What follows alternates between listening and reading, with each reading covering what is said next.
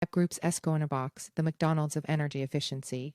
Last week saw the IEA's 8th Annual Energy Efficiency Conference. The IEA event and the annual Energy Efficiency Market Report have helped to advance the energy efficiency agenda, something that for a long time was not given the attention it deserves at policy level. This transition at the IEA is similar to the UK's Energy Institute. When I joined the then Institute of Energy, it had grown out of the old Institute of Fuel, which was dominated by fossil fuel interests. Beginning in the 1980s and early 1980s, we transitioned the Institute to a more balanced position and included more energy efficiency, as well as renewables on the agenda. Both these institutional changes demonstrate the energy transition in action. Another indicator of the increasing focus on energy efficiency last week was a capacity building session on energy efficiency financing for banks in Asia Pacific, which I presented at. My focus was the Energy Efficiency Financial Institutions Group's Underwriting Toolkit. This was a tool we authored which provides financial institutions with a framework for assessing value and risk of energy efficiency projects, as well as a common language to ease communication between project developers and financial institutions. There is no doubt we need to massively scale up investment into energy efficiency.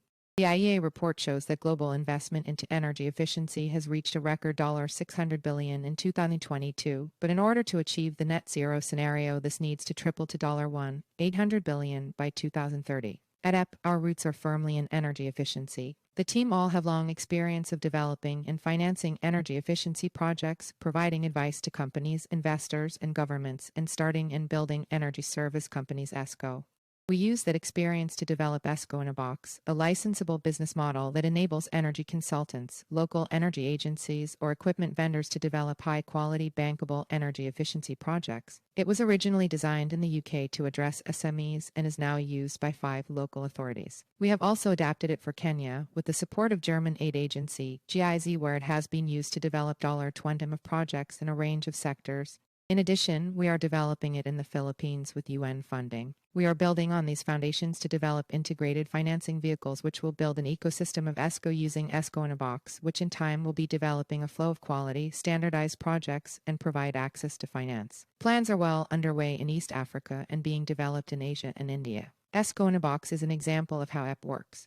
We invest in small businesses that are supporting the transition to a net zero and regenerative economy, where we can see an opportunity to scale their impact. Then we provide assistance and finance to scale those opportunities, always with a focus on impact. ESCO in a Box also demonstrates another aspect of EP's work. No one company can do it all, and we focus on enabling others. We need hundreds or thousands of smaller ESCO all over the world developing and financing energy efficiency projects of all types. The way to get there is to use a proven operating system like ESCO in a Box that builds capacity and enables others to create a viable business. One of the inspirations for ESCO in a Box was fast food chains. Whatever one's views on their products, their operating system enables entrepreneurs, often with little experience, to open and operate a successful business. McDonald's now has 40,000 restaurants worldwide, creating jobs and economic benefits.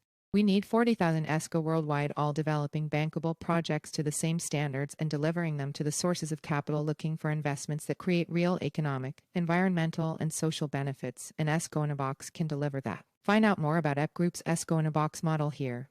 https://epgroup.com/whatwedo/consultancy/ESCO in a Box, a decarbonization solution for SMEs/